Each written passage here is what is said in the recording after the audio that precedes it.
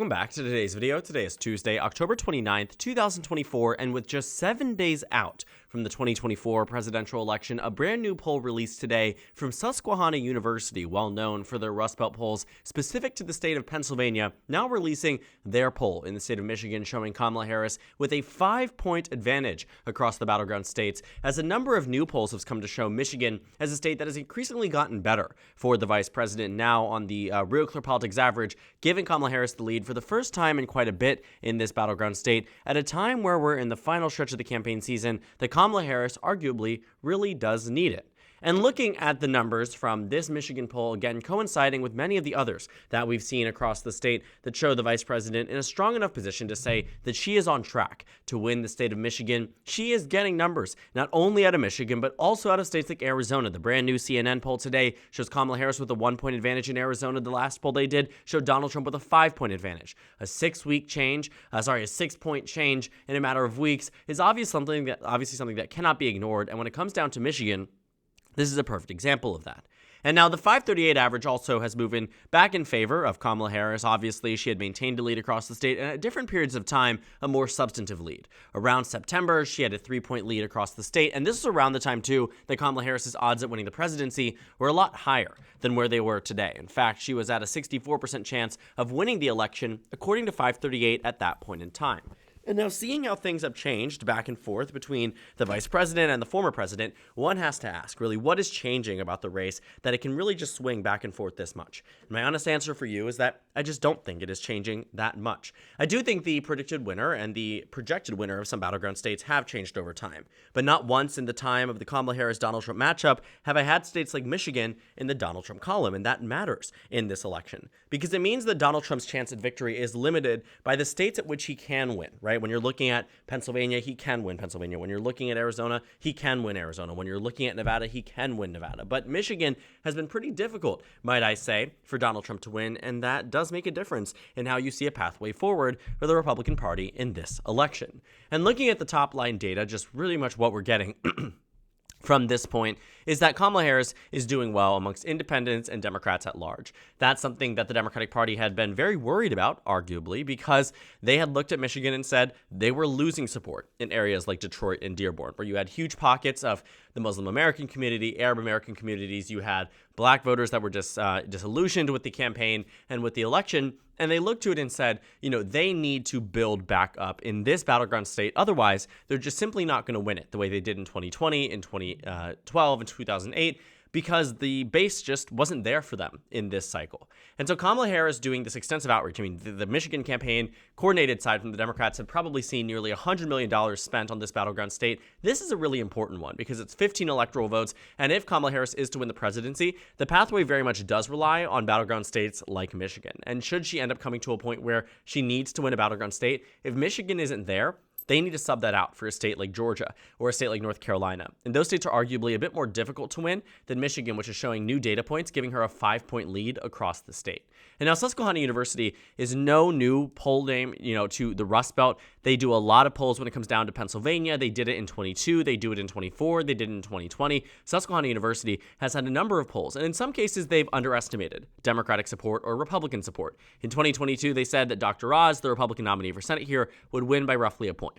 He not only lost, but lost by 5 points across the state of Pennsylvania. That's roughly a 6-point difference. And so seeing that compared to a 5-point lead for Kamala Harris, it does go to show that even the pollsters that do underestimate Democratic support or Republican support really can show very varying results. And although they may be overestimating Kamala Harris's margin of victory, I don't think she'll win by 5 points. I do think, generally speaking, you can gauge that of anyone they've underestimated thus far, it has mostly been Democrats that they've underestimated. And to that point, too, looking at the cycle, every new polling cycle is very different. And I wouldn't adjust for any previous errors, just pointing out that in some cases they underestimate Democrats, in some cases they underestimate Republicans. Now, Susquehanna University hasn't touched many of the states like Michigan before, though, and that's why I find it to be really interesting that they're releasing these new data points. They are largely seen as a really strong standard in the state of Pennsylvania, not 100% accurate, but absolutely do get us some very accurate numbers out of the battleground state. And so to see them move over into some other Rust Belt states, it's exciting when they release new data points, but polling data in states like Michigan and Pennsylvania have been off as recent as the last midterm cycle. A really good example of this is in 2022 in the governor's race in Michigan. Now, they didn't have a Senate race. That was important because there was no Senate race going on in Michigan at the time. They had one in 2020, which means that one will be up in 2026, and they have one right now. So that one will be up in 2030. But looking at 2022, Michigan did have a governor's race. That was very much up in the minds of many people when the polling data said in the final stretch that Gretchen Whitmer would win by 1 point. Not only did she win the election, she won by 11 points, nearly 10 points in terms of error for the Democratic Party, underestimating their support across the state. And again, it's really interesting too when you're looking at the changes back and forth. Now, the 2024 numbers of Trump versus Biden look very differently than they do for Kamala Harris.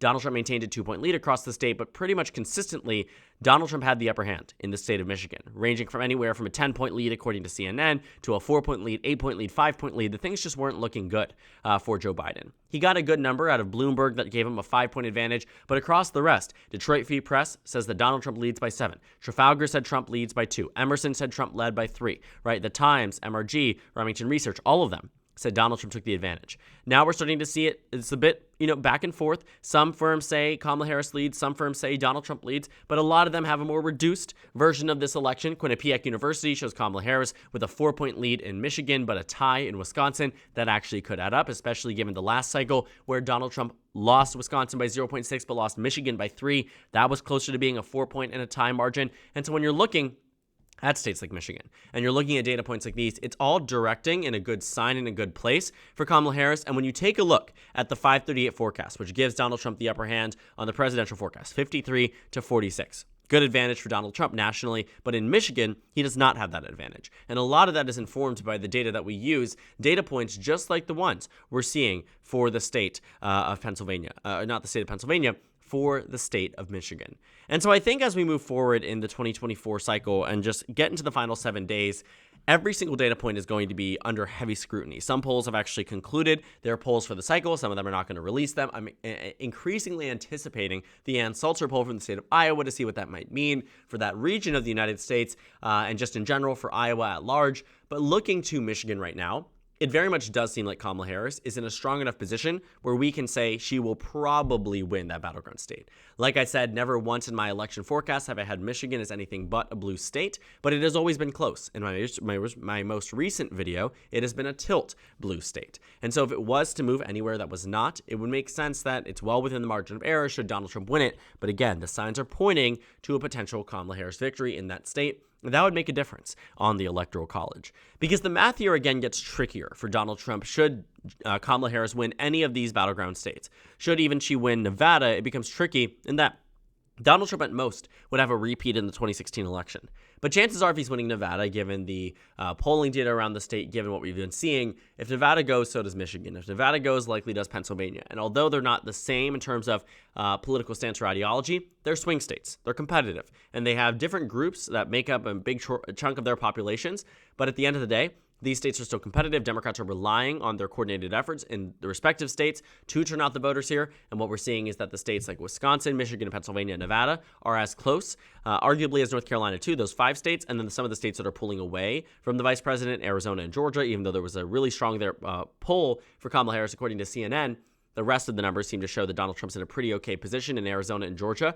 A lot of these other states have really come to vote together and likely will be voting in unison in this cycle. But again, moving away Michigan from the Donald Trump column and from really a position of being won by the Trump team does tell us that Michigan, with its 15 electoral votes, could be that piece of the puzzle to bring Kamala Harris to victory. Because Michigan's going to be a really interesting state to just take a look at, does the Democratic Party have enough of their base left over from the 2020 cycle in order to win in this state? Have they conveyed enough voters in the suburban areas that have seen shifts from where they were all in for Romney, not all in for Trump, but voted for him and held their nose 50-50 on him in 2020, and now are moving away because of January 6th, because of election denialism, because of the 22 midterms, because of Roe v. Wade, whatever the issue is, whatever that red line was that Donald Trump and his campaign crossed that makes them less likely or even more likely to vote for Kamala Harris, you are going to see that will be the test in Michigan.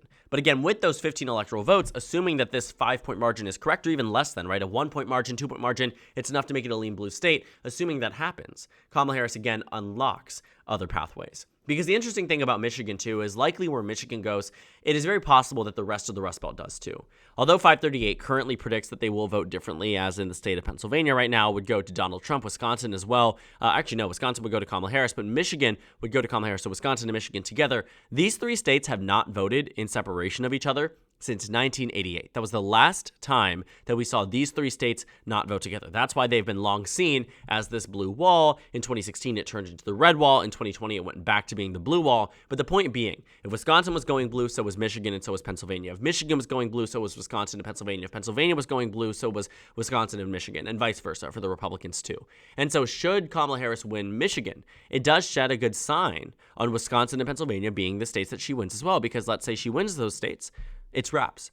Donald Trump could win North Carolina, Georgia, Arizona, and Nevada, and it wouldn't matter because Kamala Harris would be at 270 electoral votes. And that's why everyone looks to this state as this really, really important one, because Michigan likely dictates alongside the rest of the states, because if she's winning Michigan by 5, I guarantee you she wins the election. If she wins Michigan by 5, she wins the election, right? Which is why we're probably not going to see her win by 5. It would mean that she would likely expand on that of Joe Biden's margin in 2020, which I just don't see happening at this point in time. But it is entirely possible that she wins the election with just 270 electoral votes, relying on Wisconsin, relying on Michigan, relying on Pennsylvania. They make up a significant chunk of the electorate, and again, they love to vote together.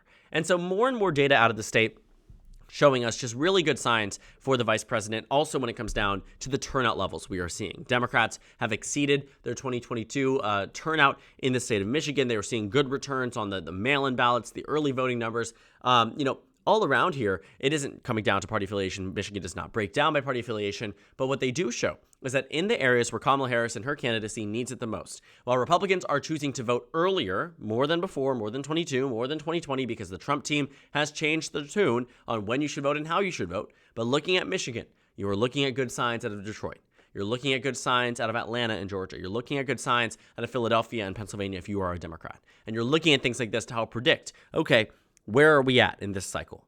And looking at Michigan thus far, although it's not going to be a blowout and certainly not going to be what we saw in 2008 or even 2012, it could be a lot more similar to that of 2020, which is a good sign for the campaign, because it means here that the Democrats could win in the state of Michigan by 2.8%, which could be enough to push them over the finish line in other battleground states. Because if Michigan is a 3-point state, Kamala Harris, I think, does win the election on the backs of Wisconsin, Michigan, and Pennsylvania, and I'd arguably even throw in Nevada. And beyond that point, too, those are the states that I think would vote together. North Carolina, Georgia, and Arizona, I think would go to the former president, and all around they would be in a very, very competitive race, but still a good result for the Democrats at large. This race is coming down to the wire, and the money that's being spent on these states, we're seeing rallies being done in Georgia. I think the Harris campaign announced a surprise rally in Georgia on Saturday. It looks like they're going to be focusing a lot of efforts there too, just as they did in 2020. It actually could make up for a state like Michigan or Wisconsin should they lose it on Election Day. But looking at our electoral map here, we have 226 electoral votes for Kamala Harris, 219 for Donald Trump. And based on the way some of these numbers are going, I would say Kamala Harris probably has a starting point or a low point of 241 electoral votes in this cycle, potentially room for growth. Obviously could reach 270, could do even more than 270, but I think 241 is the lowest point for Kamala Harris, whereas Donald Trump's lowest point is roughly 219. But this election, no matter what, is going to be really, really competitive. And the data points we are seeing, these numbers that we are breaking down across the Rust Belt, across the Sun Belt, are telling us that this cycle is going to be a really, really long one, even past the election, where some of these results we probably won't know until days after the election, into a position where we will see, Kamala Harris or Donald Trump win some of these states, and they are really, really, really going to be close. And I'm going to be interested in seeing, who does the turnout game right? Who does the election game right? Who turns out the base? Who doesn't turn out the base? Who swings voters in suburban areas? Who swings voters in urban areas? And at large, I think the Democratic campaign should be not necessarily confident, because I think confidence can really do a lot of damage to a campaign this close, but should feel comfortable that in the state of Michigan, at least, they are doing well in the recent returns and the recent numbers here to say that maybe on Election Day, they could win in Michigan. We've heard from the Secretary of State's office that all the ballots that have been counted early are likely to be released and counted by 8 p.m. on Wednesday. That's good news in general for election integrity. That's good news in general for the way that people perceive the election and who wins it and who loses it. If Michigan gets all their stuff in by 8 p.m. the next day, chances are you're going to see a lot less conversation around how the state should have gone, would have gone if there was election rigging or not. I don't really feel confident that the former president won't say that already, but I do think we are in a really interesting position where Michigan could give us an earlier answer than we would expect, and also an answer that I think will show Kamala Harris in a good position based on some of these recent data points, which I think is a good sign for the coordinated Democratic effort at large. So all eyes on Michigan. 15 electoral votes really can make or break the Kamala Harris campaign. If they're losing Michigan, they're losing the election. If they're winning Michigan, they're winning the, winning parts of the rest. But I don't know if they win the election at large. I could see a circumstance in which Donald Trump wins the rest of the swing states, loses Michigan.